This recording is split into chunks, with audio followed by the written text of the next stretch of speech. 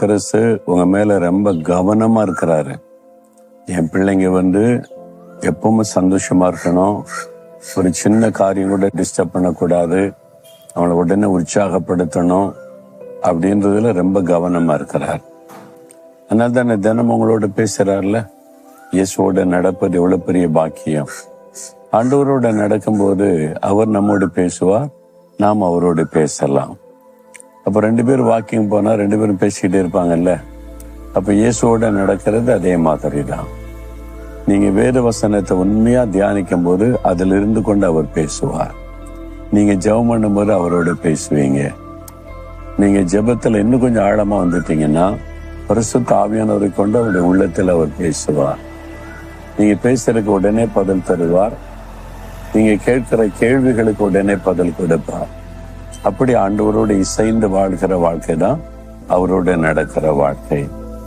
சரி, இங்க ஒரு கட்டடம் இருக்கிறது என்னது அப்படின்னு பாக்குறீங்களா? இதற்கு பேர் ஆர்க் ஆஃப் காட், தேவனுடைய பேழை.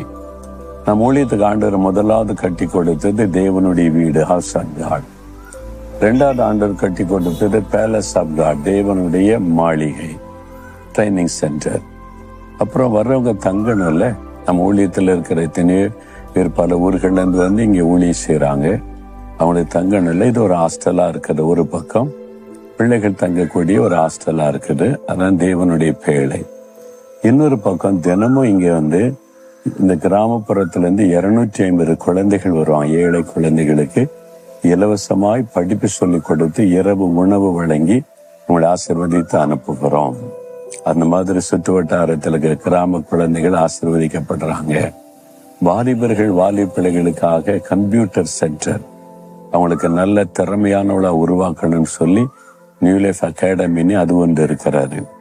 ஏழை பெண்கள் அவங்களுக்கு ஒரு தொழில் காரியத்தை கற்றுக் கொடுக்கணும், தையல் பயிற்சி பள்ளி பல விதங்களை வைத்து நிறைய பேர், 100கணக்கான பேர் படித்து இப்போ அவங்களே சம்பாதிக்கிற அளவுக்கு ஆசீர்வதிக்கப்பட்டுட்டாங்க. இது பல ஊழிய பணிகள் இந்த இடத்துல நடக்கிறது, தேவனுடைய பேழை. அப்போ நம்ம ஆண்டவருக்கு ஒப்பு கொடுக்கும் போது நம்மை பல விதங்களில் ஆசீர்வாதமாய் கர்த்தர் பயன்படுத்துவா என்பதற்கு இந்த ஊழியம் சாட்சியா இருக்கிறது. சரி, ஆண்டவர் இன்னைக்கு என்ன சொல்ல விரும்புகிறார் அப்படி சொல்றீங்களா? ஏசாயா 58:11 நீ நீர்ப்பாய்ச்சலான தோட்டத்தை போலவும் வற்றாத நீரூற்றை போலவும் இருப்பாய். இந்த ஆண்டவர் கொடுக்கிற ஒரு ஆசீர்வாதம். நீர்ப்பாய்ச்சலான தோட்டம் போல நீ இருப்பாய் என்பதாய். ஒரு சமயம் நான் அமெரிக்கா தேசம் போயிருந்த போது, கலிபோர்னியா மாகாணம், அது ஒரு பெரிய மாநிலம். அதுல நாங்கள் பிரயாணப்பட்டு போகும்போது பாத்தீங்கன்னா அப்படியே ஏக்கர் ஆயிரக்கணக்கான ஏக்கர் தோட்டங்கள், பல தோட்டங்கள் இருக்கும். விதவிதமான பழங்கள், பீச்சஸ், பேரிக்காய், அப்புறம் இந்த ஆப்பிள், இந்த மாதிரி நிறைய விதவிதமான பழங்கள், பெரிய தோட்டங்கள் இருக்கும். செழிப்பா பச்சை பசேன்னு அவ்வளோ அழகா இருக்கும். இதை பார்த்தா ரொம்ப ஆச்சரியம். இவ்வளோ செழிப்பா இவ்வளோ அழகா காய்ச்சி அந்த பழங்கள்லாம் தொங்குறத பார்த்தா மகிழ்ச்சி. அதெல்லாம் ஓடி போய் நின்று போட்டோ எல்லாம் எடுத்துட்டு வந்தேன். பார்க்கவே அழகா இருந்தது. ஒரு வருஷம் போயிருக்கும்போது பார்த்தா எல்லா தோட்டமும் காய்ந்து கிடக்குது. நாங்கள் பிரயாணப்பட்டு போனா ஏக்கர் ஆயிரக்கணக்கான ஏக்கர் தோட்டங்கள் கருகி செடியெல்லாம் போய் மரமெல்லாம் போய் பட்டு போய் பாலைவனமால இருக்கிறது. என்னாச்சு இந்த செழிப்பு, என்னாச்சு அப்படின்னு சொன்னா மழை இல்லை, தண்ணீர் இல்லை, அதனால பாதிக்கப்பட்டு விட்டாரு. அப்ப தண்ணீர் இருக்கும்போது அந்த செழிப்பு, அதனுடைய பலன், அது பெரிய ஆசீர்வாதம். தண்ணீர் இல்லைன்னு சொன்னா எப்படி வறட்சி, அது வறண்டு காய்ந்து போகிறது. இப்ப ஆண்டவர் என்ன சொல்றாரு? நீ வற்றாத நீரூற்றை போல இருப்பாய். நீர்ப்பாய்ச்சலான தோட்டத்தை போல், நீர் பாய்ச்சிய தோட்டம் எவ்வளவு செழிப்பா இருக்குல்ல, அப்படி நீ இருப்ப. நீ வறட்சியில கஷ்டப்படுகிற ஆளா இருக்க மாட்ட, செழிப்பா இருப்ப. அது ஆண்டோடைய வாக்குத்தத்தம். எங்க இருக்கிறோம்? ஒரே பண கஷ்டம், கடன் பிரச்சனை, நெருக்கத்துல தான் இருக்கிறோம் அப்படி சொல்றீங்களா? யோசிங்க. ஆண்டவர் விரும்புகிறார் நீங்க நீர்ப்பாய்ச்சலான தோட்டம் போல செழிப்பா இருக்கணும். வற்றாத நீரூற்றை போல எப்பவுமே நீங்க சந்தோஷமா மகிழ்ச்சியா அந்த ஆசீர்வாதமா இருக்கணும். அந்த ஆசீர்வாதம் இல்லை அப்படின்னா யோசிக்கணும் இல்ல. அப்ப ஆண்டவர் விரும்புகிறார் உங்களை இப்படி ஆசீர்வதிக்க.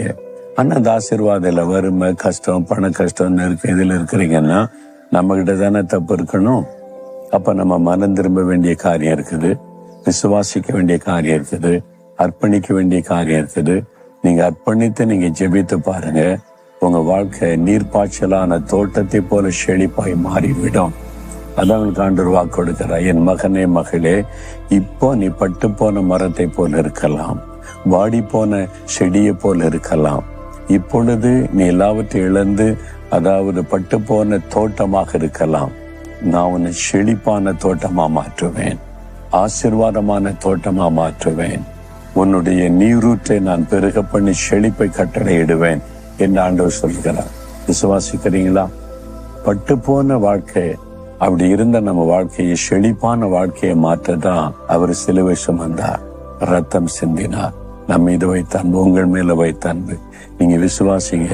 ஆண்டவரே, என் வாழ்க்கை ஒரு தண்ணீர் இல்லாத வறண்டு போன தோட்டம், வாடி போன தோட்டமா இருக்குது, செழிப்பு இல்லை, அப்படியே வதங்கி கொண்டு இருக்கிறேன். ஆனா நீங்க வாக்கு கொடுக்கறீங்க, செழிப்பான தோட்டமா மாற்றுவேன்னு. அந்த ஆசீர்வாதத்தை தாங்க நான் விசுவாசிக்கிறேன்னு சொல்றீங்களா? அப்படி இருதயத்துல கை வைத்து, இயேசுவே, என் வாழ்க்கை பட்டு போனதா இருக்குது, காய்ந்து போனதா இருக்குது, இன்றைக்கு நீங்க வாக்கு கொடுத்திருக்கிறீங்க, செழிப்பா மாற்றுவேன்னே. ஆண்டவரே, இன்றைக்கு இன்றைக்கு இன்றைக்கு என் வாழ்க்கையில் அற்புதம் நடக்கட்டும். பட்டு போன என் வாழ்க்கையை செழிப்பாக மாற்றும்.